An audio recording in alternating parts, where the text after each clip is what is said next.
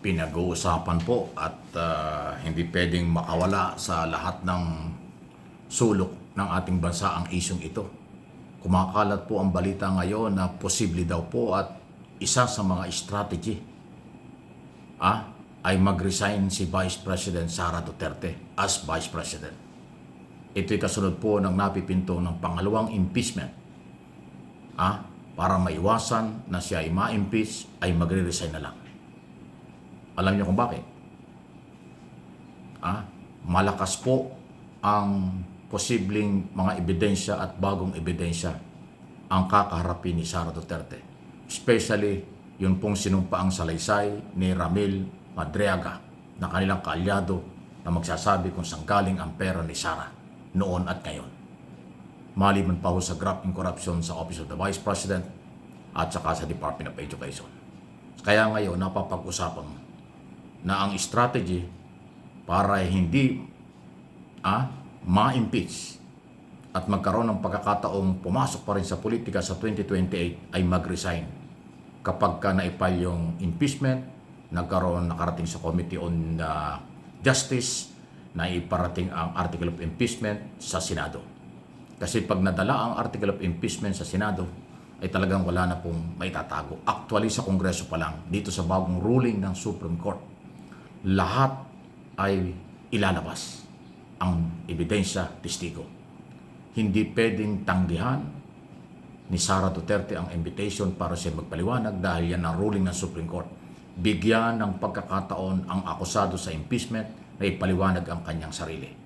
Pero siyempre, bago ipaliwanag yan, ilalabas ng mga complainant ang lahat ng ebidensya at testigo laban sa kanya. Kaya ang lumalabas po ngayon na senaryo, ayun na nga, mag-resign para maiwasan na ma-impeach. Kasi ganito po yan. For your information, mga kaibigan, Luzon, Visayas, Mindanao, baka sabihin nyo, bakit ganyan? Ang labo niyan, ito po yun. Pag na-impeach si Sara, tanggal siya sa posisyon at siya ay bawal na pumasok sa gobyerno. Hindi na siya pwedeng tumakbo sa kahit anong posisyon sa darating na mga eleksyon. Ano man ang posisyon sa pamahalaan, ban na siya pag na-impeach. Okay? Yun po yung kaparusahan, removal sa posisyon, pagtanggal at pagbaban sa government, public office, public service. Ayun po yun. Samantala, kung magre-resign siya as Vice President at kanyang ipapaako sa kanyang mga staff ang lahat ng posibleng korupsyon sa kanyang mga opisina, sa Office of the Vice President at saka sa DepEd ng araw at saka kung ano-ano pa. Pag siya'y nag-resign, di ba? Pwede siya na tumakbo pa sa 2028 o anumang eleksyon. Kasi pag nag-resign ka, pwede kang tumakbo ulit sa kahit anong posisyon sa 2028 o sa susunod na mga eleksyon. Iba po yung resign kaysa impeach. Ayan po ang dahilan. Baka sabihin ng mga Duterte supporters na saradong isip, ano naman yan? Bakit magre-resign si Sara? Aming presidente yan. Ito nga po yun, kung inyong intindihin ng paliwanag. Kasi kayo pinakamahirap paliwanagan Yung Marcos loyalist, Marcos supporter, silent majority ng mga Pilipino madaling umunawa kasi matatalino. So hindi ito batikos. Wala akong karapatang batikusin yung mga Duterte kundi puro balita lang at mga nangyayari. Ang opinion ko base sa nangyayari. So yan po ang pwedeng gawin. Mag-resign siya or ma-impeach. Mas gugustuhin niya mag-resign para pwede pa siyang bumalik sa posisyon sa gobyerno kaysa ma-impeach na talagang bawal na. Kasi hindi ho biro ang lalabas ng mga dokumento at ebidensya. Kasi sa Committee on Justice, lahat ilalabas. At hindi pwedeng hindi haharap si Sara. Hindi pwedeng kanyang tatarayan o kanyang papagalitan o kanyang i-snub ang Committee on Justice. Mahirap po yung gawin yun. Kasi yung impeachment, katulad ng aking sinabi noong nakaraan, hindi yan in aid of legislation. Yan pong Committee on Justice, pag impeachment complaint ang tinatalakay, yan po ay for removal, para matanggal. Walang gagawing batas ang Committee on Justice sa impeachment. Yan po ang malaking pagkakaiba. Hindi katulad ng ibang mga issue o topic, proposed bill, in aid of legislation ang lahat ng hearing, public hearing. Pero pag impeachment, hindi po.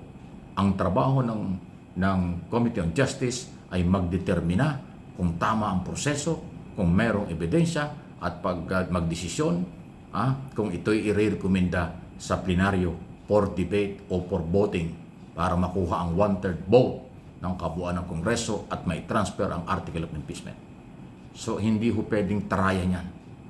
Kasi kaya ko binabanggit ito, kung yung magunita ng 2024 nung mga nakarang hearing sa Kongreso, iba ang attitude ni Sara Duterte. Iba ang kanyang treatment sa Committee on Appropriation at saka ho yung Blue Ribbon Committee. Kasi in aid of legislation ng investigasyon tungkol sa korupsyon, ay ito po impeachment. Committee on Justice, hindi pwedeng diktahan ni Sara Duterte. Hindi pwedeng matigas ang ulo niya. Kailangan niya sumunod sa magiging rule, desisyon ng Committee on Justice. Pag hindi siya humarap, siya ang mawawalan. Pag hindi maganda ang kanyang pagsagot at pagtrato sa mga membro ng Committee on Justice, siya rin ang mawawalan. Madalit sabi, kailangan niyang gawin, makipag-coordinate at hayaan kung ano ang magiging desisyon ng komite at ng Kongreso after ng presentation ng mga ebidensya ng magkabilang panig ng nag-aakusa at ang inaakusahan. Yan, for information po, gano'n ang sitwasyon. Hindi pwede, at saka hindi ho papayag si Congressman Luis Tro ng Batangas na siya'y bastusin at lait-laitin ng isang vice president o ng resource person o ng nakasalang sa impeachment. Hindi po. Maniwala kayo sa akin, kahit saan nyo itanong yan, congressman o hindi, abogado o hindi, nakakaintindi ng batas, nakakaintindi ng rules. Ibang-iba ang Committee on Justice pag impeachment na pinag-usapan. Ulitin ko, hindi yan in aid of legislation na pwede mong tanggihan ang hearing, pwede mong ibaliwala. Pero ang impeachment, ikaw yung nasasakdal, mapikon ka, iinggan mo yan, ibaliwala mo, delikado ka. Kasi pag nagrekomenda ang komite sa plenaryo for voting, 1/3 lang kailangan. 300 plus congressman, 110. Pag bumoto yon, diretso na ang article of impeachment. So ang nangyari sa ruling ng Supreme Court, sa Committee on Justice pa lang, may lalantad na ang lahat ng issue. Actually, dapat doon sa impeachment trial lalabas ang lahat ng issue sa impeachment trial kasi ang Kongreso, prosecutor lang. Pero doon sa ruling ng Supreme Court, sa proseso ng impeachment, sa Kongreso pa lang, lalantad na ang lahat bago pa makarating sa Senado. Parang sa Senado, magiging pinali na lang for approval na lang kung parang gano'n dating. Kasi lalabas ang lahat ng issue, dokumento, ebidensya, meron o wala sa Committee on Justice na nagsisimula na po na talakayin ngayon linggong ito.